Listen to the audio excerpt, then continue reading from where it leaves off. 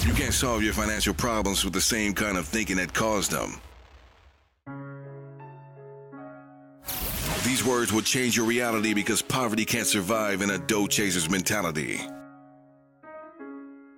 The Beat Majors.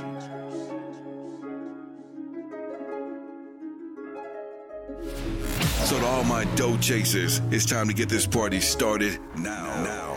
I like it. With your host, Jason White.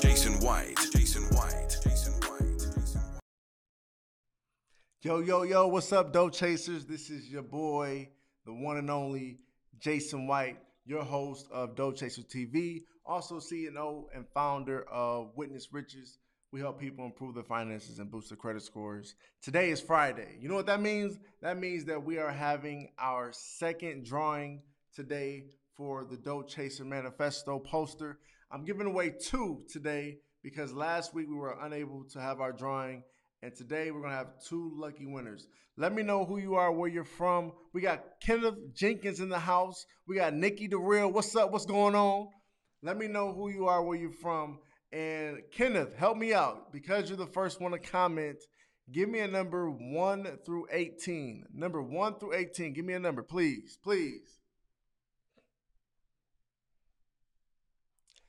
Kenneth Jenkins, give me a number 1 through 18, please.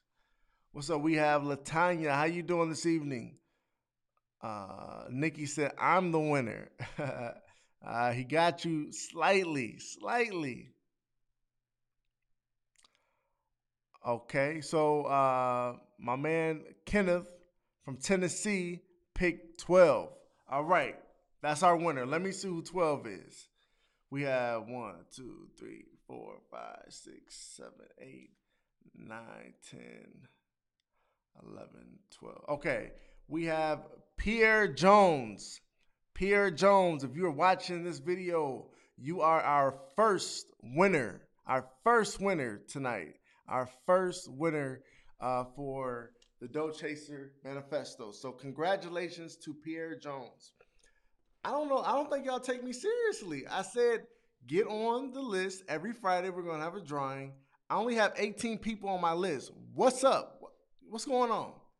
Okay, if you want to get on that list, I'm going to provide you the link so that you can get on the list. And next Friday, you can have the opportunity to enter the drawing for next week.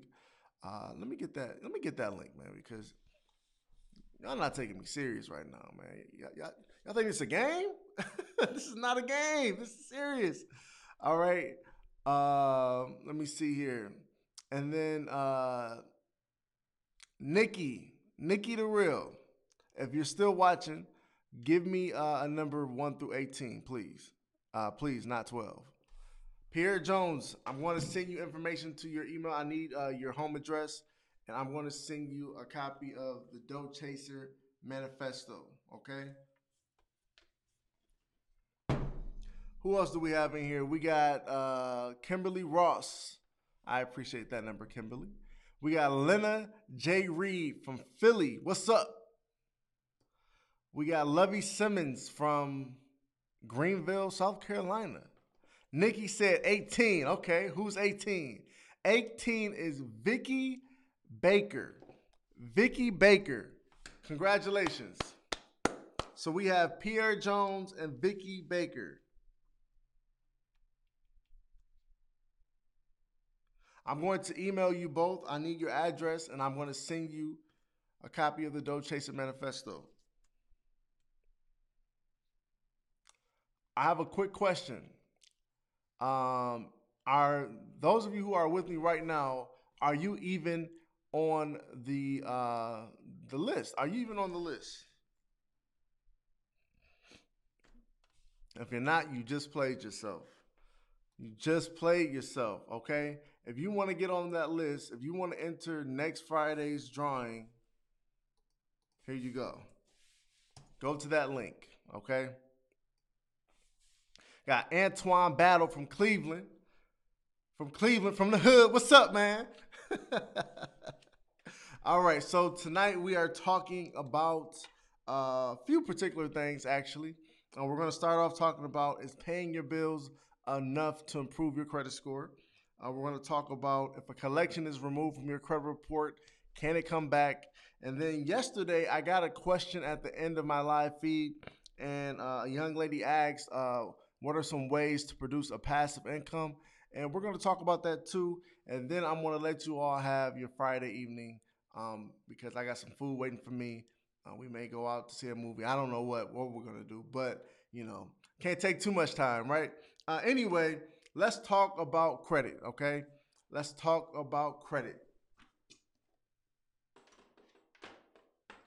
So I typically talk about what credit is made up of, and your credit score is basically a reflection of what's being reported on your credit report. They basically break that down into a actual score, and lenders, potential lenders, use this score to dictate if you are a high risk or a low risk. Right, the higher your score, the lower risk of you actually, um, paying your bills on time.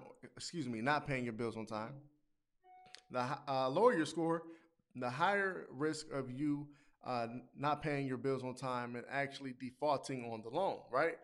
So the goal is to improve your credit score as much as possible. So when you're looking to bust a move and you're looking to use other people's money, credit, aka, you want to make sure that you have a low risk when it comes to you getting the opportunity. And a lot of times, I run across people all the time and they tell me how to improve credit, or they tell people of our community how to improve their credit. And it irks my nerves because they don't know what the hell they're talking about. Everybody somehow out of nowhere is a credit expert, and they don't even know what the 5 components of a credit score is. Okay, so it's hard to call yourself a credit expert or give someone advice, right, when you really don't know how that particular thing is made up of. Okay, so who knows the 5 components of a credit score? The 5 components of a credit score. Let me know if you know it.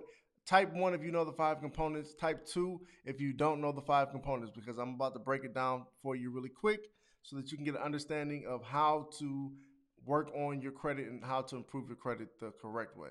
Who knows the components of a credit score? Type 1 if you do. Type 2 if you don't.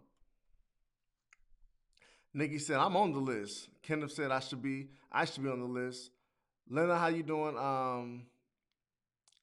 Hey man, I'm sticking to the diet, man. We're gonna eat a healthy meal. We're just not cooking. We're just not cooking, man. We're just not cooking. But I appreciate the accountability. I appreciate that. Okay, Nikki the Real, you know the 5 components. If you know the 5 components, break it down for me really quick. Give me the 5 components. And don't cheat, because I know you're on the internet. Do not cheat. All right. So, oftentimes when I am on social media is a bastard, by the way. There's a lot of negativity on social media, and you got to be careful, to whom you listen to. Anyway, when I'm on social media and I'm engaging with people, and I'm trying to give them game on improving their credit and what they should do, there's always a smart ass that will comment and say, you don't need to hire a credit repair company, or you don't need to listen to this jerk. He's just going to rip you off and all that crazy stuff. When I'm actually just providing information. I'm not even trying to sign them up. I'm just trying to provide information. Anyway, they call me on my name, and then they provide information that's false, okay? And some of the particular things that they will recommend is, you don't need to, work on removing information off your credit report. Just pay your bills on time, and don't allow things to go into collections, and then voila, you'll be in the 700 club. Well, unfortunately, that's not true, okay? And if you are a part of the community and you had a chance to read my new book called Credit Builder Secrets, in this book, I actually dispel that myth, okay? I don't know what chapter it's in. Let me see what chapter it's in. Give me one quick second. I don't know what chapter it's in. But if you want to know, it's in the book, okay? Anyway, there are 5 components to a credit score, okay? We got credit utilization. We have payment history. We have inquiries. We have credit file mix. And then we also have length of history, okay? Payment history impacts your credit score 35%. Credit utilization impacts your credit score 30%. Length of history 15%. Credit file mix 10%. And lastly, inquiries 10%. Okay. The lowest score you can have is the 300 credit score. Okay, and we're basing this off of the FICO score, which is used in 90% of lending decisions. Okay, that's why we're basing this off. That's what we're basing this off of. So the lowest score you can have is a 300. The highest score you can have is 850. If you subtract 850 if you subtract 300 from 850, that's 550 points that you actually have the power to influence. Meaning that if you had a 300 credit score and you took, some idiot's advice on just paying your bills on time to, get you to the 700 club, 35% of your credit score times 550. Okay, if we got any math geeks out there, hold me accountable. 550 times 35%, that's 192 and a half points. Okay, let me pull out my calculator so I can show you. We got, I can't even see, 550. Okay, times 0.35, aka 35%. All right, that's 192 and a half points. All right, if you have a 300 credit score and you were to take some random person's advice to improve your credit, which some people actually do, which is amazing, plus 300, the highest your credit score would be is the 492 and a half. Tell me, will that get you a new house? Hell no, it's not. It's not enough, okay? So if someone tells you all you have to do is pay your bills on time and you'll have great credit, tell them to shut up and run the other way. Okay? Do not listen to people who don't know what the hell they're talking about. You become exactly the same person if you listen to people like that. And the thing is, we want to level up. We want to get our information from people who have proven to help other people, or people who have proven to get people to the next level. Or, you want to learn through trial and error, but I refuse to allow you to take advice from people who don't know what the hell they're talking about, all right? So if you want to improve your credit and you want to dramatically increase your credit score, I highly recommend that, yes, pay your bills on time, because that's a big part of your credit. That's 35%. However, I also recommend that you maximize the other components of your credit score as well. If you don't believe in credit cards, you're playing yourself, because 30% of your credit score is credit utilization. That's 165 points. And a lot of times I see people missing out on the 165 points they could be up because they refuse to open up a credit card. Just because you open up the credit card does not mean you have to max it out. Who made that rule? You do not have to max out your cards. Use them once or twice a year, maintain low credit utilization, pay the bill on time, keep the credit utilization super low, and you're going to maximize those points, and they're going to be added to your credit score, and they're going to help you go like this. And the longer you do that, you're going to begin to influence the 15% of your credit score, which is length of history. The longer you keep these accounts open, the greater for your credit score. And a lot of times when people are paying down debt, especially credit cards, they get that victory and then they end up making a stupid decision. They end up closing the credit card because they feel like that's the best thing to do for themselves. And it really depends. If you were somebody who doesn't believe in debt and you don't believe in a credit score, okay, by all means, do what you got to do. However, majority of us, we need our credit, and don't set yourself up. Keep the account open, just don't use it. And the longer you keep that account open, the more it's going to help your credit. People will close their credit cards. They will lose out on the credit utilization, and then also they stop the length of history from building up on the credit, okay? So if you pay your bills on time, maintain low credit utilization on your credit, and then keep those accounts open, you're going to see your credit score soar, okay? Who's ever calling right now, I apologize, but we are closed. I apologize. We will give you a call back Monday. Wednesday. We're closed Monday and Tuesday because of Christmas.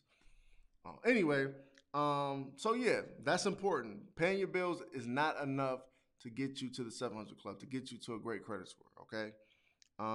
Let's talk about, if a collection is removed from your credit report, can it come back? Okay.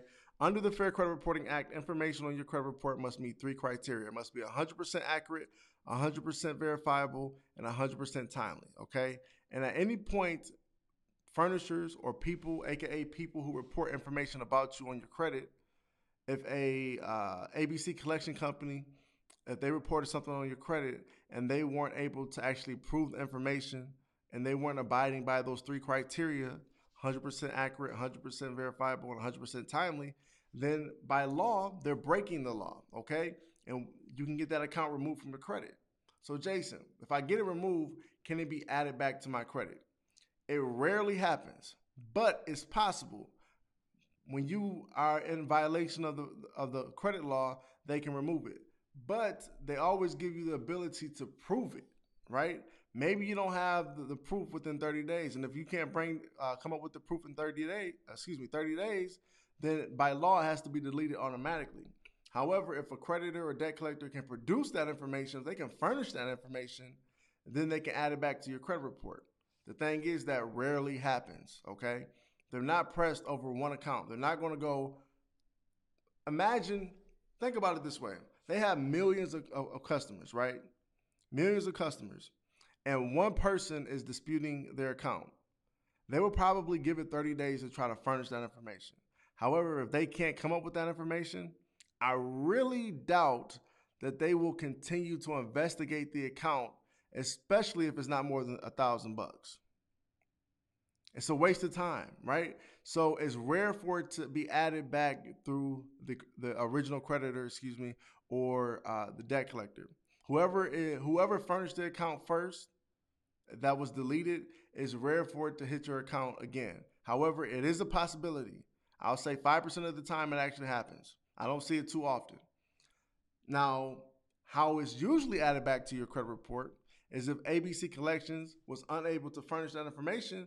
That means that they can no longer collect on that account because we got the law working on our behalf. Either provide this information. If you can't prove it, you must remove it and cease all collection efforts until you can prove it. Bars. Anyway, so because they can't prove it, they have to remove it. And because they don't have the information, they have to also cease collection efforts, meaning they can't come after you for the money, right? So what do? Give me one quick second. So what do? They sell the debt. They sell it to a new company who will try to collect on it. And oftentimes what these companies do, got to get my stuff right. Man, it's a little blurry, I know. All right. And what these companies do is, because they can't collect the debt, they'll sell it to a new debt collector. And the new debt collector will send you a verification letter saying, hey, you have 30 days to dispute this. And because people are so scared of debt collectors, they don't respond. And through your silence, you are admitting guilt and you're giving them authorization to report it on your credit report. And that, my friend, is how the same collection account can be reported after it is deleted from your credit report. You don't have to allow that. You want to reply to that verification letter. You want to reply to that. But if you ignore it, that's how it can be added back to your credit report. And we see that a lot because clients, they don't they don't send us the information so that we can reply on their behalf, or they totally ignore it, right? And if you totally ignore it, then you're giving the new company that now owns it the authorization to report it. And then that's when you can see an account that was deleted with ABC Collection Company and is now with Edward and Sons Collection Company reported on your credit report again, okay? So we got to be careful. You got to set yourself up to win. And if you ignore those letters, you're going to lose, okay? But in that scenario, you'll see collections being added back to your credit report. But just because it's sold to a new debt collector, think about it this way. If the original debt collector is unable to provide proof, how is the new debt collector going to be able to provide proof? Where are they going to get that information from if the original debt collector is unable to do it, right? Simple logic. If they can't prove it, they won't be able to prove it either. It's just due to the fact that people ignore the information that they send out to them to give you a chance to fight it. You give them authorization to report it. And that's how you can see your credit score increase because it's removed, and then 3 months later it's added back, and you're like, what happened? Right? So you got to set yourself up to win. That's what happens. Okay. Let me see here. Yep. So Nikki, if sold to another collection agency, yes, right, exactly. I had one come back 2 weeks ago under a new debt collection agency, tanked my score. Exactly. That's what happens. Marlon, what's up, man? How you doing? Hi, Muriel. How you doing? What if I don't get the letter? So if you don't get the letter, they're breaking the law, okay? And two, what you want to do is you want to do two things. You want to dispute it with the credit bureaus. Actually, three things. You want to dispute it with the credit bureaus. You want to send a debt validation letter to the actual company, and then I will consult with a consumer lawyer and let them know of the violation, because you can win up to $1,000 in court. That's easy money. If they don't send you something giving you the ability to fight it, if they don't send you that verification letter, they're breaking the law. Okay, that's against the Fair Debt Collection Practices Act, and for each violation, you can win up to $1,000 in court.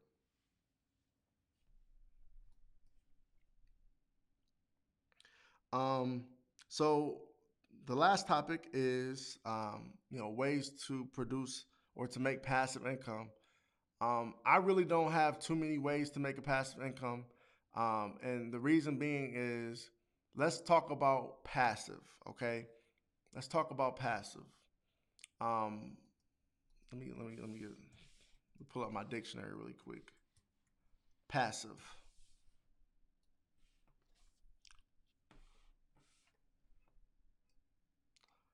Okay, so passive is accepting or allowing what happens or what others do without active response or resistance. Okay, that's not what I meant. Let me see here.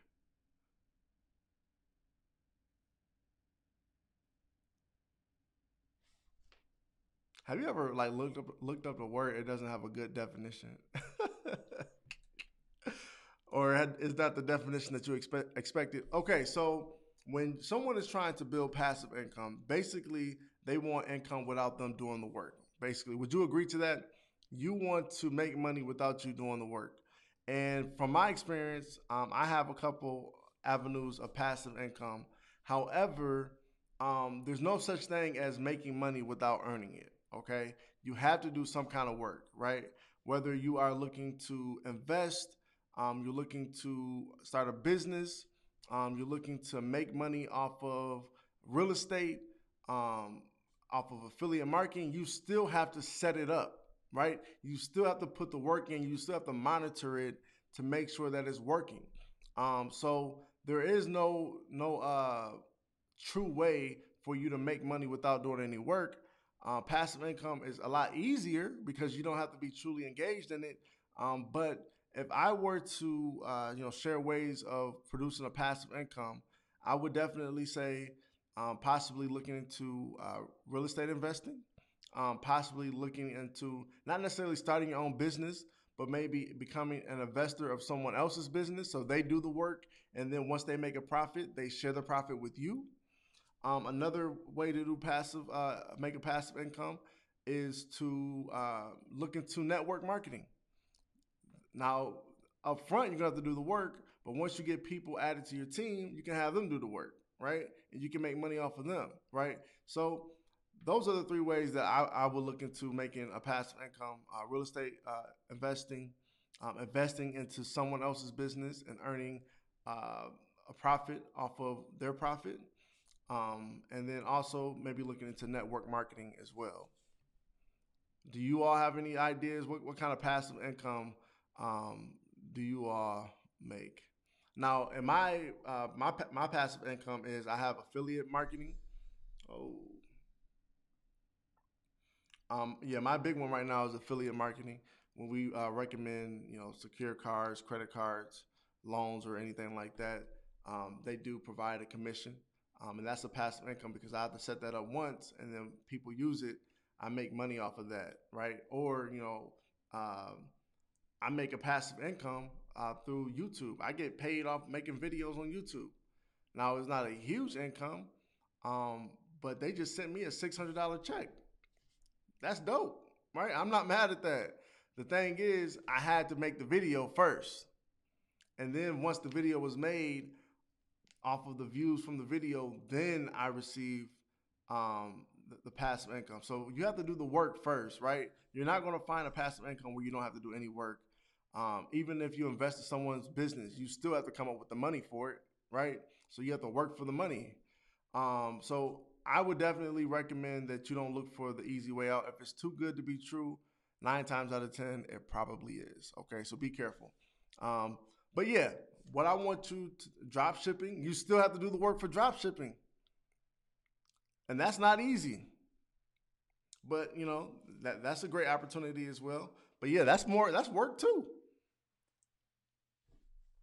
But yeah, it's opportunities out there. You just gotta, you know, make sure you do a lot of research, set yourself up for success. And you know, one day, you know, you may find a good opportunity to earn you some passive income. Hey, you never know. Witness riches, we may have an opportunity for you coming up soon. Okay, so I want to thank you all for your time. If you're new to the channel, make sure you like and subscribe this. Even if you are a subscriber, make sure you like this video. Help your boy out, please. Share this with your friends if you found it valuable. I want to thank you all for your time. I did provide the link to next Friday's drawing. To Vicky Baker and Pierre Jones, I'm going to send you an email. Make sure you give me your address, and as soon as possible, I'll send that out to you. 9 times out of 10, it'll be either tomorrow or after the holiday. However, you will get that. I know Lonnie got his in the mail a couple days, well, maybe yesterday.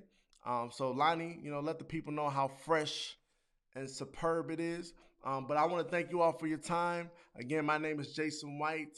It's time to go get some grub and hang out with the family. You all enjoy your weekend. I will see you soon. I may do a live session Christmas Eve. You know, I'm not too big on the holidays. I'm gonna just keep it real. My wife, we're doing something different this year. We're wearing pajamas. We're wearing pajamas, and we're all going to match. However, I have the Star Wars shirt, and on it says, "I'm not jolly," right? And it's so perfect because I really can't stand Christmas. I can't stand it. However, you know, I'm going to celebrate it with my family. You know, we bought gifts.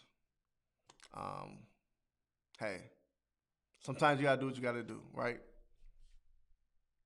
But, you know, Merry Christmas to you all. I appreciate it. Thank you, Kenneth. Happy holidays to you, Nikki. Thank you all. Happy holidays. Merry Christmas.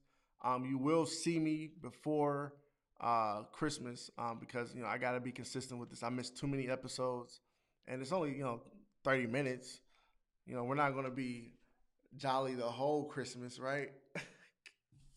All right. Thank you all for your time. You all have a wonderful weekend. Happy holidays. Merry Christmas. And I will see you at the next episode, on the next episode of Dough Chaser TV. I'm out. Peace.